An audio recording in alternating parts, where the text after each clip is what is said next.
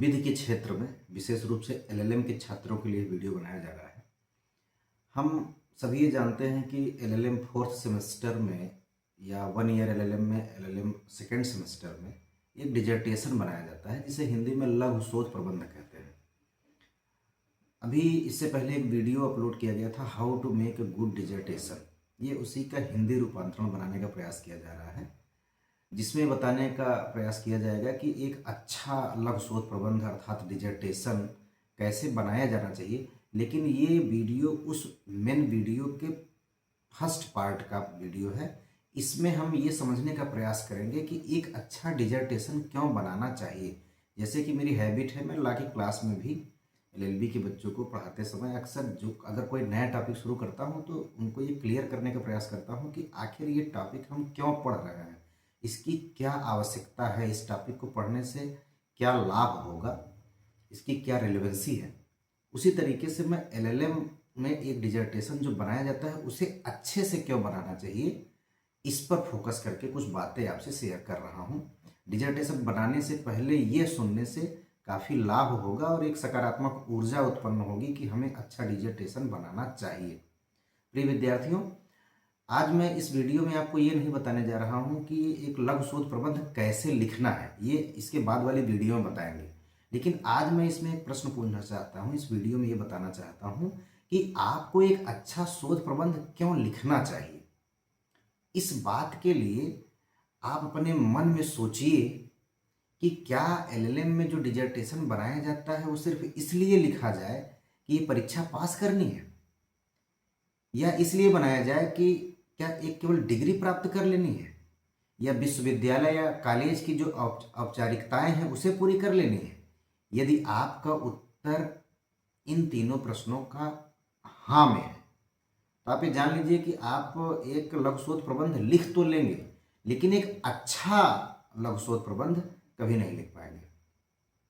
क्यों? क्योंकि यह लघु शोध प्रबंध जो है, डिजर्टेशन, केवल परीक्षा पास करने का साधन नहीं है।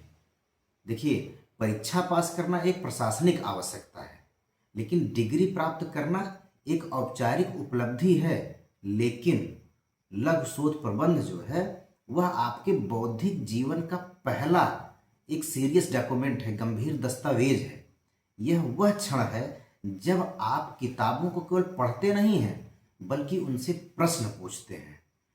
क्या पूछते हैं कि बहुत से विद्यार्थी एक्चुअली ये सोचते हैं कि ये जो डिजर्टेशन है ये लैपटॉप से बनाया जा सकता है, पेन से बनाया जा सकता है।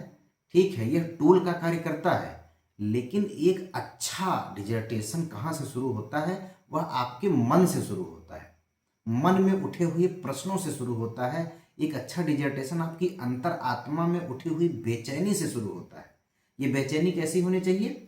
जब आप किसी कानून को पढ़ते हैं और उसको पढ़ने के दौरान आपके मन में प्रश्न आता है कि क्या वह वास्तव में, क्या यह जो कानून हम पढ़ रहे हैं वास्तव में यह न्याय दे रहा है। जब इस तरह से प्रश्न उत्पन्न होने लगते हैं वहीं से शोध शुरू हो जाता है। जब आप किसी निर्णय को पढ़ते हैं, किसी जजमेंट को पढ़ते हैं और सोचते हैं, आपके मन में ख्याल आता है कि क्या इससे समाज के कमजोर वर्ग को लाभ मिला इस निर्णय से, यहीं से शोध शुरू होता है। कहने का तात्पर्य यह है कि इस तरह के जजमेंट या बुक्स पढ़ते समय आपके मन में जो बेचैनी आती है, फिर प्रश्न उठता है, उस प्रश्न की वजह से बेचैनी उठती है, वहां से शोध का जो जड़ है प्रारंभ होता है। और ये बेचैनी आवश्यक है। क्यों आवश्यक है? यदि आप जो सिस्टम है, व्यवस्था है, यदि आप व्यवस्था से पूरी तरह संतुष्ट हैं तब आप कोई चीज लिखते हैं तो केवल आप एक डिटेल्स देते हैं, एक विवरण देते हैं, विवरण लिखते हैं।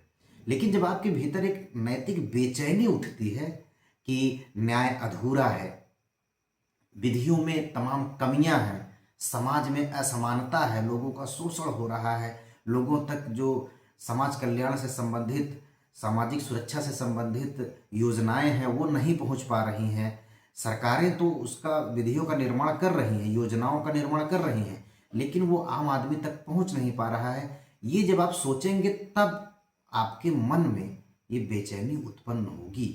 और एक शोधार्थी के रूप में, एक विधि के छात्र के रूप में आप क्या कर सकते हैं, आपका कंट्रीब्यूशन कुछ लिख करके हो सकता है, कुछ बोल करके हो सकता है, जिससे समाज को एक दिशा मिले। जैसे एक छोटा सा उदाहरण लीजिए, मान लीजिए जैसे इक्वलिटी, समानता की बात करें, यदि आप केवल यह लिखें कि संविधान सबको समानता की गारंटी देता है, ये क्या है, एक निबंध जैसा लिखेंगे, एक लेख लिखेंगे।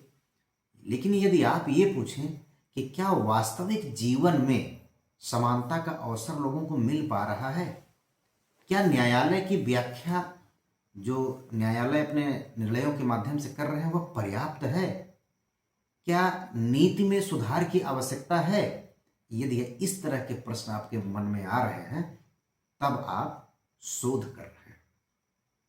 प्रिय विद्यार्थियों, शोध प्रबंध का उद्देश्य केवल उत्तर देना नहीं है, बल्कि यही शोध करते करते आप प्रश्न पूछना सीखते हैं, क्योंकि जो प्रश्न पूछना सीख जाता है वही समाज को बदलने की क्षमता रखता है। यदि आपका उद्देश्य केवल अंक प्राप्त कर लेना है तो आप इंटरनेट से कुछ सामग्री इकट्ठा करेंगे, उसमें कुछ फुटनोट जोड़ेंगे, कुछ एडिटिंग करेंगे, कुछ पैराफ्रेज करेंगे और फाइल जमा कर देंगे। लेकिन यदि आपका उद्देश्य बड़ा है, मैंने जिन चिंताओं की बात की है, यदि आप चैतन्यशील प्राणी हैं, चिंतक हैं, तब आप तर्क करेंगे, तब आप विश्लेषण करेंगे और अपने इस तर्क और विश्लेषण के आधार पर एक निष्कर्ष तक ईमानदारी से पहुंचेंगे। इसीलिए मैं अक्सर ये कहता हूं कि शोध प्रबंध लिखने से पहले स्वयं से पूछिए, स्वयं से बात करिए। क्या बात करिए कि क्या यह विषय मुझे भीतर से टच कर रहा है, छू रहा है, क्या मैं सच में इस प्रश्न का उत्तर जानना चाहता हूं, क्या मैं न्याय को बेहतर समझना चाहता हूं। और यदि उत्तर हाँ है तो इसका मतलब है कि आप एक अच्छा शोध करने जा रहे हैं, वह जीवंत होगा। और एक अच्छा शोध प्रबंध पेन से नहीं, लैपटॉप से नहीं, बल्कि जिज्ञासा से शुरू होता है, अंतरात्मा की बेचैनी से शुरू होता है। और जब तक आपके भीतर प्रश्न नहीं होगा तब तक आपके शब्दों में गहराई नहीं होगी। और चूंकि एलएलएम का डिजर्टेशन ऐसा नहीं है कि कानून जो है एजुकेशन से अलग है। जब मैं आपसे एक स्वतंत्र महत्वपूर्ण बात कर रहा हूं, शिक्षा और जागृति, एजुकेशन एंड अवेयरनेस में अंतर क्या होता है। बहुत से लोग शिक्षित होते हैं लेकिन बहुत कम लोग अवेयर हो पाते हैं। डिग्री, आपको जो डिग्री मिलती है वो योग्यता का प्रमाण है। जब आप विश्वविद्यालय से डिग्री प्राप्त करते हैं तो वो क्या बताती है, आपने पाठ्यक्रम पूरा किया, आपने परीक्षाएं उत्तीर्ण की, आपने आवश्यक शैक्षणिक मानक पूरे किए, डिग्री मिल गई आपको। यह बताती है कि आप क्वालिफाइड हैं। लेकिन क्या केवल योग्य होना पर्याप्त है, क्वालिफाइड होना पर्याप्त है? क्या केवल परीक्षा पास कर लेना आपको एक विधिक चिंतक बना देता है? ना, बिल्कुल नहीं। जब तक आपके अंदर थिंकिंग क्रिएट नहीं हुई, आपने सोचना नहीं शुरू किया, तब तक ये डिग्री का मुझे नहीं लगता कि बहुत ज़्यादा उपयोग है। एक अच्छा शोध प्रबंध क्या दर्शाता है? एक डिजर्टेशन यह नहीं दिखाता कि आपने केवल पढ़ा है, वह दिखाता है कि आप क्या सोचते हैं। वह यह दिखाता है कि आपने कानून को समझा है, आपने उसकी सीमाएं पहचानी है, आपने उसके प्रभाव को परखा है। यही मस्तिष्क की जागृति है, यही अंतर हो जाता है डिग्री धारक में और चिंतक में। जब आप विधि को केवल स्वीकार नहीं करते हैं, जो भी पार्लियामेंट ने पास कर दिया सबको आप एक्सेप्ट करते जाएं, ये जागृति का कारण लक्षण नहीं है। एक रिसर्चर, एक लॉ स्टूडेंट के मन में जो भी कानून बना है, आप उसको पढ़ करके आपके मन में प्रश्न उठने चाहिए। आप उससे प्रश्न पूछते हैं, वहीं से जब आप प्रश्न पूछना शुरू करते हैं तो वहीं से अवेयरनेस स्टार्ट हो जाती है। और ये यूनिवर्सिटी, कॉलेज आपसे क्या अपेक्षा करते हैं? ये यूनिवर्सिटी और कॉलेज आपसे ये अपेक्षा नहीं करता है कि आपने कितनी किताबें पढ़ ली, आपने कितने जजमेंट साइट कर दिए, आपने कितनी थ्योरी, कितने डॉक्ट्रिन रट लिए, यह सब आवश्यक है परंतु पर्याप्त नहीं है। विश्वविद्यालय यह देखना चाहते हैं, ये डिग्री कॉलेजेस यह देखना चाहते हैं कि क्या आप स्वतंत्र रूप से सोच सकते हैं, क्या आप विधि से प्रश्न कर सकते हैं, विधि को पढ़ करके क्या आप अन्याय को पहचान सकते हैं। आप रोड से गुजर रहे हैं, बगल में किसी के साथ अन्याय हो रहा है, आप अपने गांव में, शहर में, जहां के भी रहने वाले हैं, क्या आप एहसास कर पा रहे हैं कि किसी व्यक्ति के साथ, किसी समाज के साथ, किसी समूह के साथ अन्याय हो रहा है। क्या आप यह पूछ सकते हैं कि ऐसा क्यों हो रहा है। यही वास्तविक अकादमिक परिपक्वता है और आपको स्वतंत्र रूप से सोचना चाहिए, तभी शिक्षा का उद्देश्य पूरा हो पाएगा। स्वतंत्र सोच का अर्थ क्या है। यह नहीं कि आप हर बात का विरोध करें। स्वतंत्र सोच आपको हर जगह विरोध करने के लिए नहीं मिलती है, बल्कि स्वतंत्र सोच क्या है, आप तर्क के आधार पर सहमत या असहमत हो। सहमति असहमति सामान्य नहीं, बल्कि उसका तर्क होना चाहिए, उसका आधार होना चाहिए। आप क्यों सहमत हैं किसी बात पर या क्यों असहमत हो रहे हैं। आप किसी सिद्धांत को आंख बंद करके स्वीकार न करें, आप अपने निष्कर्ष स्वयं विकसित करें। जब आप शोध में लिखते हैं यह निर्णय प्रगतिशील है किंतु इसके क्रियान्वयन में व्यवहारिक कठिनाइयां हैं, तो आप स्वतंत्र सोच रख रहे हैं। आप जो भी कानून पढ़ रहे हैं उसमें प्रश्न कर सकते हैं। कोई भी कानून बना दिया गया वह अंतिम सत्य नहीं है, क्योंकि वह मानव के द्वारा ही बनाया गया है। एमपी एमएलए जो लॉ बनाते हैं वो मानव ही हैं और मानव से हमेशा त्रुटि संभाव्य है। वाद से ग्रसित होकर के, किसी न किसी वाद से ग्रसित होकर के काम करना संभाव्य है, यह मानव से अपेक्षा की जाती है। इसलिए इन कानूनों को परखा जाना चाहिए, इनका एनालिसिस किया जाना चाहिए। और यदि कोई अधिनियम ये कहता है कि वह न्याय देगा, तो आपको पूछना होगा लॉ स्टूडेंट होने के नाते, एक रिसर्चर होने के नाते, कि क्या वह वास्तव में न्याय दे रहा है, क्या उसका प्रभाव समान है, क्या उसमें सुधार की आवश्यकता है। जो विद्यार्थी कानून से प्रश्न पूछने का साहस रखता है वही भविष्य में न्याय को आगे बढ़ा सकता है, एक्सेसिबिलिटी प्रोवाइड करा सकता है न्याय। आप अन्याय को देख करके पूछ सकते हैं कि यह अन्याय क्यों हो रहा है। सबसे बड़ी बौद्धिक जागृति तब होती है जब आप अन्याय को सामान्य चीज नहीं मानते हैं, सामान्य घटना नहीं मानते हैं। जब आप यह नहीं कहते कि ऐसा तो चलता रहता है, बल्कि आप पूछते हैं यह व्यवस्था ऐसी क्यों है, कमजोर वर्ग को लाभ क्यों नहीं मिल रहा है, कानून के बावजूद, कानून का अस्तित्व है, कानून बन गया है, फिर भी समस्या क्यों बनी हुई है। यही प्रश्न शोध को जन्म देते हैं। और जब आप एक गंभीर, विश्लेषणात्मक, संतुलित और मौलिक शोध प्रबंध लिखते हैं तो आप यह सिद्ध करते हैं, क्या सिद्ध करते हैं, कि आप केवल एक विद्यार्थी नहीं रहे। वैसे भी विधि का जो विद्यार्थी होता है वो अन्य विषयों के विद्यार्थियों से एक अलग उसकी इमेज होती है, एक अलग काम होता है। तो जब आप एक अच्छा डिजर्टेशन बनाते हैं तो ये साबित करते हैं कि आप एक केवल सामान्य विद्यार्थी नहीं रहे, अब आप एक शोधकर्ता बनने की दिशा में अग्रसर हैं।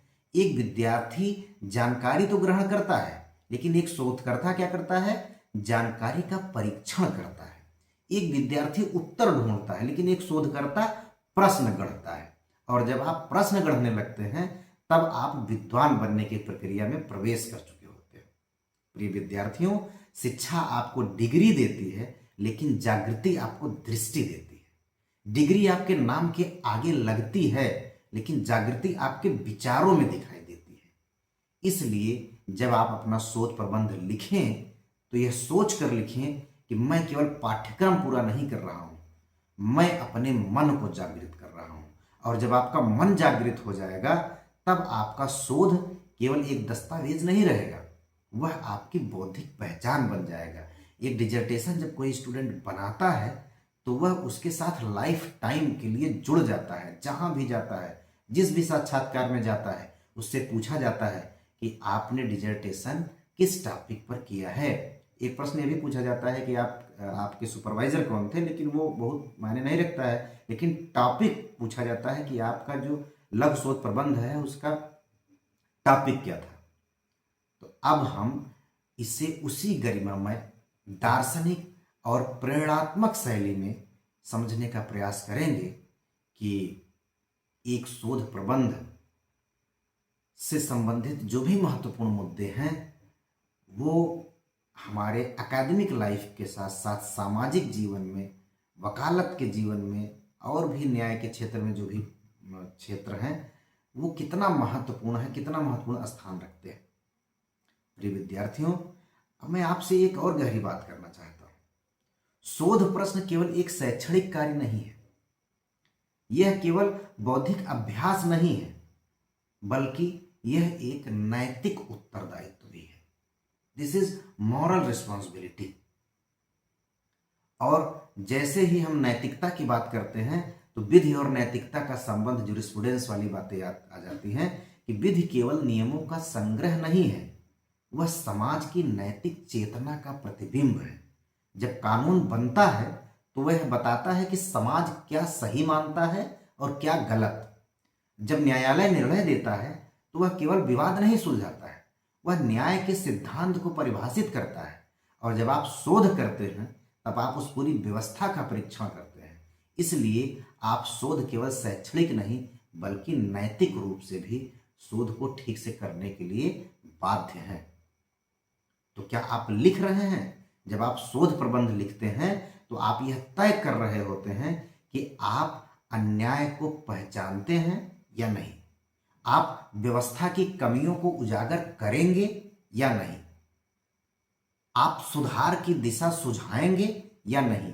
यदि आप केवल सुरक्षित, सामान्य और सतही लेखन करते हैं तब आप एक अवसर खो देते हैं। लेकिन यदि आप ईमानदारी से लिखते हैं तो आप न्याय के पक्ष में खड़े होते हैं और आपका समाज के प्रति उत्तरदायित्व भी है। सरकारें शोध करने के लिए स्कॉलरशिप उपलब्ध करा रही हैं, उसका भी उद्देश्य है कि आप समाज के प्रति अपने उत्तरदायित्व को निभाएं। आपका एक कंट्रीब्यूशन होना चाहिए। समाज में आपने इस रिसर्च के माध्यम से क्या दिया, क्या ऐड ऑन किया। विधि का विद्यार्थी होना अपने आप में, विधि का विद्यार्थी होना ही एक विशेष उत्तरदायित्व है। क्यों? क्योंकि समाज आपसे अपेक्षा करता है कि आप न्याय को समझेंगे, आप कानून की व्याख्या करेंगे, आप कमजोर वर्गों की आवाज सुनेंगे।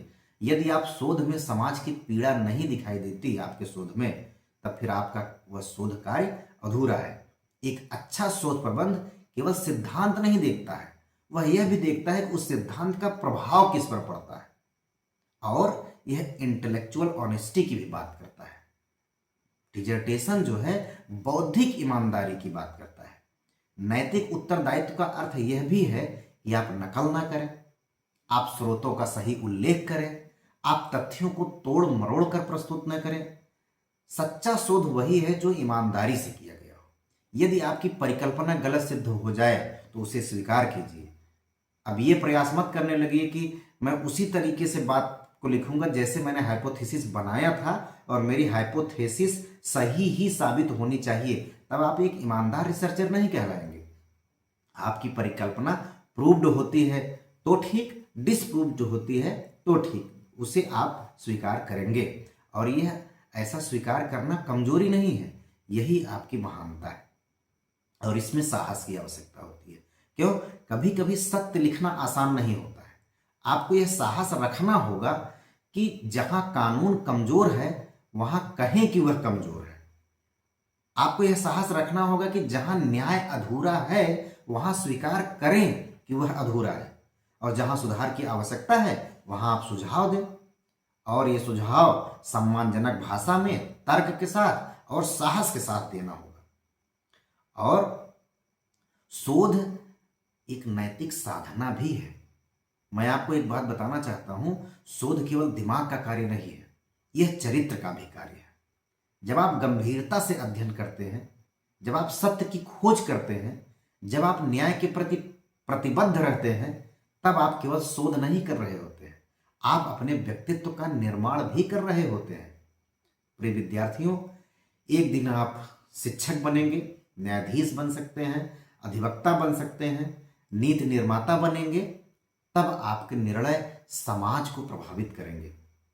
आपकी वह क्षमता आज आपके शोध से जो विकसित हो रही है, यही कल समाज को दिशा देगी। इसलिए ये लघु शोध प्रबंध को हल्के में मत लीजिए। इसे ऐसे लिखिए जैसे आप समाज के प्रति बहुत उत्तरदायी हैं। और याद रखें, एक अच्छा शोध प्रबंध केवल बौद्धिक उपलब्धि नहीं है, वह नैतिक प्रतिबद्धता का प्रमाण है। और इंफॉर्मेशन टेक्नोलॉजी के जमाने में इंफॉर्मेशंस की कमी नहीं है, एक मांगिए 1000 मिलती है।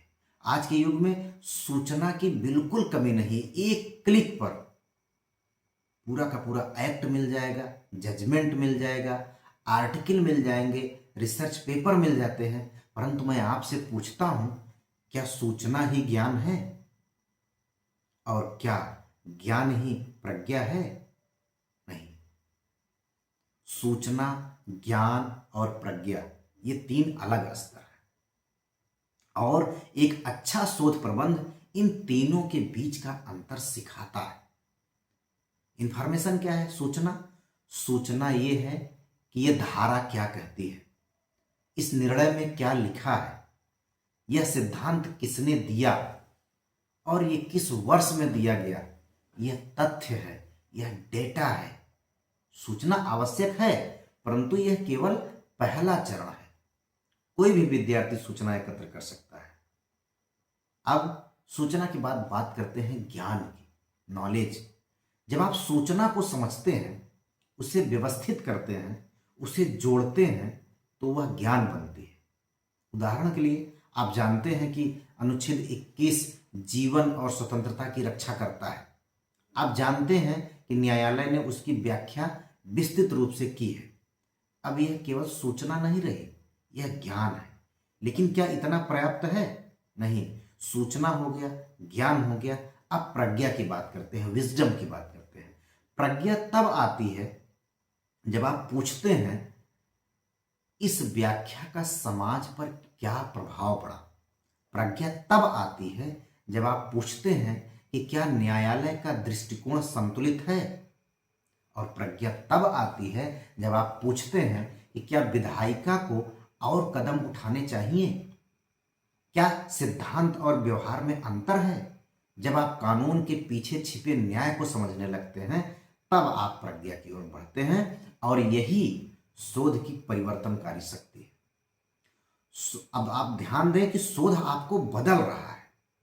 पहले आप इंफॉर्मेशन कलेक्ट करते थे, फिर ज्ञानी बनते थे, लेकिन अब प्रज्ञावान बन रहे हैं। शोध आपको बदल रहा है। जब आप गंभीरता से शोध करते हैं ना, आप सतही उत्तरों से संतुष्ट नहीं होते हैं, आप गहराई में जाते हैं, आप विरोधाभास खोजते हैं, आप तर्क विकसित करते हैं, और धीरे धीरे आप केवल पाठक नहीं रहते बल्कि विचारक बन जाते हैं। ध्यान रखें, पाठक से विचारक बनने की प्रक्रिया कहाँ पूरी होती है? जब आप ईमानदारी से शोध कार्य करते हैं। शोध आपको बदलता है, वह आपके सोचने का तरीका बदल देता है। और अभी हमने प्रज्ञा की बात किया, तो विधि में प्रज्ञा की क्यों आवश्यकता है, यह भी सोचने का विषय है। क्यों? विधि केवल नियमों का पालन नहीं है, वह न्याय की समझ है। एक अधिवक्ता को तर्क चाहिए, एक न्यायाधीश को संतुलन चाहिए, एक विधि शिक्षक को दृष्टि चाहिए। और ये सब केवल सूचना से नहीं आते, ये शोध से आते हैं। बहुत लोगों के दिमाग में ये आता नहीं है कि ऐसा लगता है कि शोध मतलब केवल एक रिसर्च स्कॉलर करता है, एलएलएम का डिजर्टेशन का स्टूडेंट या पीएचडी का थीसिस का स्टूडेंट शोध केवल यही नहीं करते। शोध तो हमारी न्यायपालिका के लोग करते हैं, जजेज करते हैं। हर जजमेंट उनका एक रिसर्च होता है, हर जजमेंट एक थीसिस से भी कई गुना बड़े बड़े जजमेंट होते हैं, इसलिए रिसर्च तो वहां करते हैं। तो ये भी हमें ध्यान में रखना होगा कि केवल law student as a LLM और पीएचडी स्टूडेंट रिसर्च नहीं करते। टीचर्स हमेशा रिसर्च करते रहते हैं, रिसर्च पेपर लिखते रहते हैं। और हाई कोर्ट, सुप्रीम कोर्ट के जो जजमेंट आते हैं, वो भी अपने आप में एक एक थीसिस से बड़ा महत्व रखते हैं। एक एक जजमेंट 2-2 हज़ार पेज के आते हैं, वो थीसिस के कई कई गुना 2000 पेज में कम से कम 7-8 थीसिस लिख दी जाएगी। इसलिए शोध केवल एक स्टूडेंट नहीं करता है, बल्कि जजेज भी करते हैं, प्रोफेसर्स भी करते हैं, और यह एक आंतरिक यात्रा है। शोध केवल बाहरी प्रक्रिया नहीं है, यह एक आंतरिक यात्रा है। जब आप प्रश्न पूछते हैं, जब आप असहमति व्यक्त करते हैं, जब आप अपने निष्कर्ष तक पहुंचते हैं, तो आप अपने मन को प्रशिक्षित कर रहे होते हैं। आपका मन अधिक तार्किक होता है, आपका मन अधिक धैर्यवान होता है, और आपका मन अधिक विश्लेषणात्मक होता है। यही परिवर्तन है। ऐसे एक उदाहरण के रूप में समझें कि 2 विद्यार्थी हैं। पहला विद्यार्थी निर्णय पढ़ता है, उसका सार लिखता है, फुटनोट देता है। दूसरा विद्यार्थी क्या करता है? निर्णय पढ़ता है, उसके तर्क समझता है, उसकी सीमाएं पहचानता है, समाज से जोड़ता है उस निर्णय को, और सुधार सुझाता है। पहला विद्यार्थी सूचना तक रुक जाता है, दूसरा विद्यार्थी प्रज्ञा तक पहुंच जाता है। शोध की वास्तविक शक्ति को थोड़ा सा समझते हैं। शोध की शक्ति यह नहीं है कि वह आपको डिग्री दिलाता है, उसकी शक्ति यह है कि वह आपको बदल देता है। जब आप शोध की प्रक्रिया से गुजरते हैं, आप धैर्य सीखते हैं। जब आप शोध की प्रक्रिया से गुजरते हैं, तो आप आलोचनात्मक सोच विकसित करते हैं, आप सटीक अभिव्यक्ति सीख जाते हैं। जब आप शोध की प्रक्रिया से गुजरते हैं, तो आप बौद्धिक ईमानदारी अपनाते हैं। यही परिवर्तन आपको अलग बनाता है, यही परिवर्तन आपको आगे ले जाता है।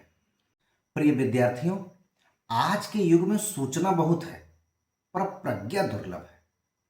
आप केवल जानकारी वाले व्यक्ति मत बनिए, ढेर सारी जानकारी इकट्ठा कर लीजिए। आप विचार वाले व्यक्ति बनिए, और याद रखिए, एक अच्छा शोध प्रबंध सूचना को ज्ञान में और ज्ञान को प्रज्ञा में बदल देता है। जब आप ईमानदारी से डिसर्टेशन वर्क करेंगे, तो आप जानकार से प्रज्ञावान बन जाएंगे, इस बात की गारंटी है। और यही शोध आपको केवल योग्य बना करके नहीं छोड़ देता है, बल्कि आपको परिपक्व बनाता है। वह आपको केवल पढ़ा लिखा व्यक्ति नहीं बनाता, बल्कि वह आपको विचारशील बनाता है। प्रिय विद्यार्थियों, जब आप एक अच्छा शोध प्रबंध लिखते हैं, तो आप केवल एक शैक्षणिक कार्य पूरा नहीं करते हैं, आप एक प्रतिज्ञा भी करते हैं, एक विद्वान की प्रतिज्ञा। यह प्रतिज्ञा किस बात की है? यह प्रतिज्ञा है न्याय की, यह प्रतिज्ञा है सत्य की, और यह प्रतिज्ञा है बौद्धिक ईमानदारी की। बौद्धिक ईमानदारी का मतलब है कि कॉपी पेस्ट नहीं होना चाहिए, और यह प्रतिबद्धता भी है, सत्य के प्रति प्रतिबद्ध भी होते हैं आप। विधि के क्षेत्र में सत्य हमेशा सरल नहीं होता, कभी कभी वह जटिल होता है, कभी कभी वह असुविधाजनक होता है। लेकिन एक सच्चा जो रिसर्चर होता है, शोधकर्ता, वह क्या करता है? वह लोकप्रिय मत के पीछे नहीं भागता है, वह सुविधाजनक निष्कर्ष नहीं चुनता है, वह तथ्यों को तोड़ता मरोड़ता नहीं है, वह सत्य की खोज करता है, चाहे वह उसकी अपनी परिकल्पना के विरुद्ध ही क्यों न चली जाए। यही विद्वान की पहली प्रतिज्ञा है। क्या है? कि मैं सत्य से समझौता नहीं करूंगा। सत्य के साथ समझौता की प्रतिज्ञा के बाद बौद्धिक ईमानदारी की प्रतिज्ञा करता है। शोध केवल तर्क का खेल नहीं है, यह चरित्र की भी परीक्षा है। जब आप स्रोत उद्धृत करते हैं, फुटनोट देते हैं, तब आप ईमानदार होते हैं। जब आप विरोधी मत को भी सम्मानपूर्वक प्रस्तुत करते हैं, तब आप परिपक्व होते हैं। और जब आप स्वीकार करते हैं कि आपका निष्कर्ष सीमित है, तब आप विद्वान बनते हैं। और एक अच्छा शोध प्रबंध यह दर्शाता है कि आप निष्पक्ष हैं, आप संतुलित हैं, और आप सत्यनिष्ठ हैं। और इसके बाद न्याय के प्रति प्रतिबद्धता भी जाहिर करते हैं आप। इसी शोध के माध्यम से विधि का अंतिम उद्देश्य क्या है? अंतिम उद्देश्य है न्याय। जब आप शोध करते हैं, तो आप यह जांचते हैं कि क्या कानून वास्तव में न्याय दे रहा है, क्या कानून कमजोर वर्ग को सुरक्षा प्रदान कर रहा है, क्या समानता व्यवहार में भी दिख रही है, यदि आपके यदि आपके शोध में न्याय की चिंता नहीं है तो आपका शोध अधूरा है। और यही विद्वान व्यक्ति की दूसरी प्रतिज्ञा है, मैं अपने ज्ञान का उपयोग न्याय को मजबूत करने के लिए करूंगा। आखिर विद्वान बनना क्या है?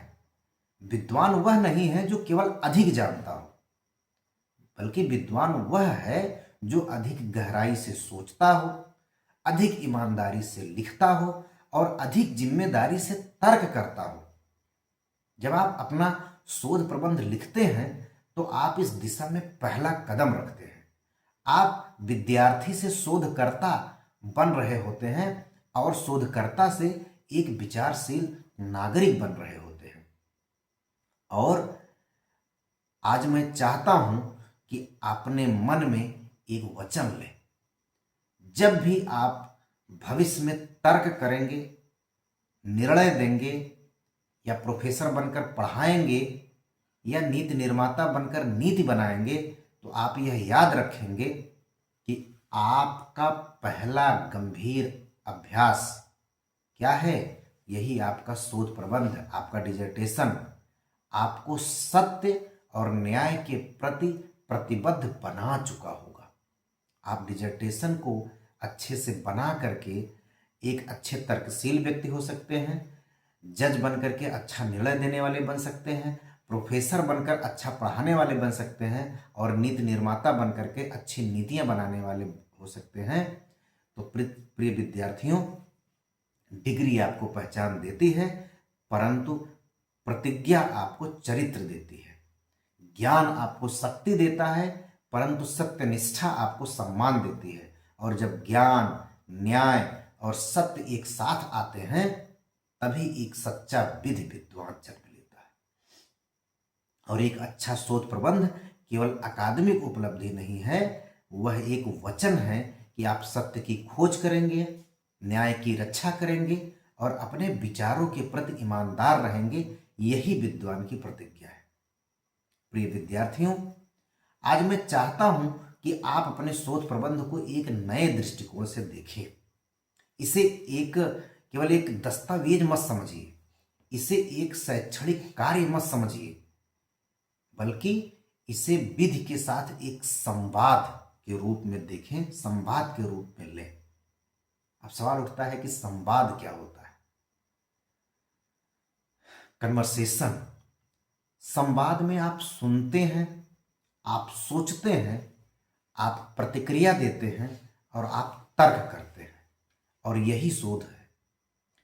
जब आप शोध लिखते हैं तो आप मौन नहीं होते हैं, आप संवाद कर रहे होते हैं। संवाद किससे? जब आप जजमेंट पढ़ते हैं तो न्यायाधीशों से संवाद करते हैं। जब आप किसी निर्णय का विश्लेषण करते हैं तो आप केवल उसका सार नहीं लिखते हैं, आप न्यायाधीशों से जैसे कह रहे होते हैं, मैंने आपका निर्णय पढ़ा, मैंने आपका तर्क समझा, मैं इस भाग से सहमत हूं, इस भाग पर मेरा प्रश्न है। और ऐसा करना यह असम्मान नहीं है, बल्कि यह बौद्धिक सहभागिता है। आप न्यायालय को चुनौती नहीं दे रहे हैं ऐसा करके, बल्कि आप न्यायालय के साथ विचार कर रहे हैं।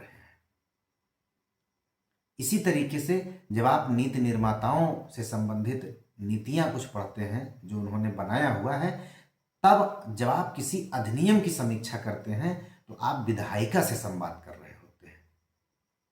आप जैसे कह रहे होते हैं कि इस कानून का उद्देश्य अच्छा है, किंतु इसका क्रियान्वयन स्पष्ट नहीं है, इस धारा में संशोधन की आवश्यकता है।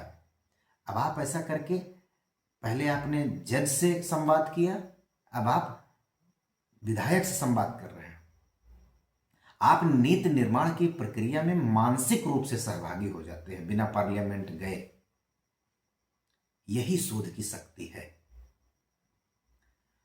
इसी तरीके से जब आप किसी बुक को, लिटरेचर को पढ़ते हैं, तब आप विद्वानों से संवाद करते हैं।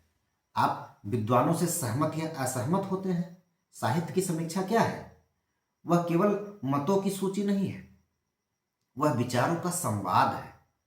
जब आप लिखते हैं फला विद्वान का मत प्रगतिशील है परंतु व्यवहारिक दृष्टि से यह सीमित प्रतीत होता है, तब आप अकादमिक जगत से बात कर रहे होते हैं। आप कह रहे होते हैं मैंने आपको पढ़ा है, मैंने समझा है और अब मैं अपनी स्थिति रख रहा हूं। यही विद्वता है। ये सब कहां से आता है? जब आप ईमानदारी से शोध करते हैं। जहां कानून मौन है वहां आप प्रश्न उठाते हैं।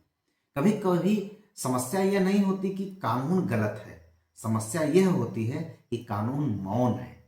किसी वर्ग के अधिकारों पर स्पष्ट प्रावधान नहीं है, किसी स्थिति पर न्यायिक दिशा निर्देश नहीं है, किसी सामाजिक समस्या पर विधायिका चुप्पी साधे हुए है। जब आप उस मौन को पहचानते हैं और पूछते हैं यहां मौन क्यों है, यहां ला साइलेंट क्यों है, तब आप वास्तविक रिसर्च कर रहे होते हैं। यही शोध की आत्मा है। विधि का विद्यार्थी होने का अर्थ यह नहीं है कि आप हर कानून को अंतिम सत्य मान लें, आप हर निर्णय को प्रश्नहीन स्वीकार करें। और इसका अर्थ यह भी नहीं है कि आप असम्मानजनक हो जाएं, आप केवल विरोध करने लग जाएं। संतुलन चाहिए। संतुलन क्या है? सम्मान के साथ प्रश्न करना। आप कहते हैं मैं विधि का सम्मान करता हूं पर मैं उसे बिना सोचे समझे स्वीकार नहीं करूंगा। यही बौद्धिक परिपक्वता है। सबसे बड़ा साहस क्या है? आवाज ऊंची करना नहीं, तेज आवाज में बात करना साहस नहीं है, बल्कि संयमित, तर्कपूर्ण और सम्मानजनक तरीके से प्रश्न पूछना, यह साहस है। जब आप यह कहते हैं तब आप आलोचक नहीं हैं, आप विद्वान हैं। विधि शोध की शुरुआत यहीं से करती है। विधि के क्षेत्र में यहीं से जब आप प्रश्न पूछना शुरू करते हैं, संयम से प्रश्न पूछते हैं, सम्मान से प्रश्न पूछते हैं, तो फिर विधि के क्षेत्र में शोध स्टार्ट होता है। प्रिय विद्यार्थियों, जब आप अगली बार अपना शोध प्रबंध लिखें तो यह सोच कर लिखें कि मैं न्यायाधीश से संवाद कर रहा हूं, मैं विधायिका से विचार विमर्श कर रहा हूं, मैं विद्वानों के साथ बहस कर रहा हूं और जहां कानून मौन है वहां प्रश्न उठा रहा हूं। तब आपका लेखन जीवंत होगा। तब आपका शोध केवल पृष्ठों का संग्रह नहीं होगा, वह विचारों का संवाद होगा। और एक अच्छा शोध प्रबंध विधि से संघर्ष नहीं करता है, बल्कि वह विधि से संवाद करता है। और सम्मान पूर्वक प्रश्न करने का साहस, यही विधिक विद्वता की सच्ची शुरुआत है। प्रिय विद्यार्थियों, एक साधारण या कमजोर शोध प्रबंध शायद आपको अंक दिला दे, शायद आप पास भी हो जाए, लेकिन एक प्रश्न अपने मन में रखिए, क्या वह आपको आत्मसम्मान देगा? डिजर्टेशन आपने कॉपी पेस्ट किया, 4 जगह से चीजों को कलेक्ट करके मिलाया, वो पास करा देगा, अंक दे देगा, लेकिन क्या वो सेल्फ रिस्पेक्ट आपको दे पाएगा? सालों बाद जब आप पीछे मुड़कर देखेंगे तो आपको यह याद नहीं रहेगा कि आपने कितने पृष्ठ लिखे थे, कितने फुट नोट दिए थे, कितनी बार लाइब्रेरी गए थे। ये सब आपको नहीं याद रहेगा। आपको यह याद रहेगा कि क्या आपने ईमानदारी से लिखा था, क्या आपने अपनी वास्तविक सोच व्यक्त किया था इस डिजर्टेशन में, क्या आपने साहस किया था कुछ अलग करने का, कुछ अलग सोचने का। ये याद रहेगा। इसलिए ईमानदारी से कार्य करना आवश्यक है। अक्सर विद्यार्थी पूछते हैं कि सर कौन सा विषय लें?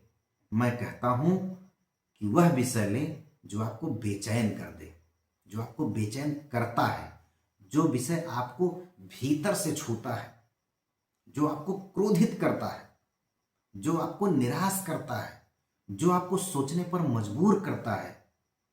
यही आपका सच्चा विषय है। और एक अच्छा शोध प्रबंध बताता है कि कानून में क्या आपको गलत लगता है, क्या आपको सही लगता है, व्यवस्था में क्या आपको अधूरापन लगता है, और आप कानून को किस दिशा में बढ़ता हुआ देखना चाहते हैं। इस अर्थ में आपका शोध केवल अकादमिक लेखन नहीं बल्कि आपकी बौद्धिक आत्मकथा है। कानून केवल पुस्तकों में नहीं रहता है, कानून जीवित है जेलों में, अदालतों में, सड़कों पर, घरों में, और समाज का जो अंतिम तबका है उनके जीवन में। जब आप शोध लिखते हैं तो आप यह स्वीकार करते हैं कि कानून केवल नियम नहीं है, वह मानव जीवन को प्रभावित करने वाली शक्ति है। जहाँ अन्याय है वहाँ केवल तटस्थ रहना पर्याप्त नहीं है। एक अच्छा शोध प्रबंध भावनात्मक नहीं होता है परंतु अन्याय के प्रति संवेदनशील होता है। वह चुप्पी नहीं चुनता है, वह तर्कपूर्ण प्रतिबद्धता चुनता है। और शोध जीवन के लिए प्रशिक्षण का कार्य करता है। यह केवल आपके अकादमिक जीवन नहीं बल्कि यह आपके निजी जीवन के लिए भी प्रशिक्षण का कार्य करता है। आप भविष्य में क्या बनेंगे? शिक्षक, न्यायाधीश, अधिवक्ता, नीति निर्माता, शोधकर्ता, जो भी बने, आपका शोध आपको सिखाता है धैर्यपूर्वक सोचना, जिम्मेदारी से तर्क करना, सम्मान पूर्वक संदेह करना, ईमानदारी से निष्कर्ष निकालना। और आज की तेज दुनिया में धीरे और गहराई से सोच पाना एक दुर्लभ गुण है, क्योंकि चैट जीपीटी, तमाम एआई प्लेटफॉर्म्स, गूगल एक क्लिक पर इतनी इन्फॉर्मेशन दे देगा जितने की आप कल्पना नहीं कर सकते। और आज की तेज दुनिया में अगर आपके अंदर गहराई है, धैर्य है, स्लो स्पीड है आपकी, तो यही गुण एक अच्छा शोध विकसित करता है। जब आप शोध लिखते हैं तो आपको क्या क्या सौंपा जाता है? आपके पास तथ्य होते हैं, तथ्य के स्रोत होते हैं, और दूसरे विद्वानों के द्वारा लिखी गई किताबें होती हैं, अर्थात दूसरों की आवाजें होती हैं आपके पास। आप पर भरोसा किया जाता है। यदि आप नकल करते हैं तो वह केवल शैक्षणिक गलती नहीं है, वह नैतिक असफलता है। अच्छा शोध जो होता है वह मौलिक होता है, सत्यनिष्ठ होता है, स्रोतों का सम्मान करता है। अच्छा लेखन केवल कौशल नहीं, यह नैतिक प्रतिबद्धता है। याद रखिए, बहुत लोग लिख नहीं सकते। अब बहुत अन्याय जो होते हैं उनको आवाज नहीं मिल सकती। बहुत वास्तविकताएं दर्ज नहीं होती हैं। बहुत सारे अपराध एनसीआरबी की रिपोर्ट में नहीं आ पाते।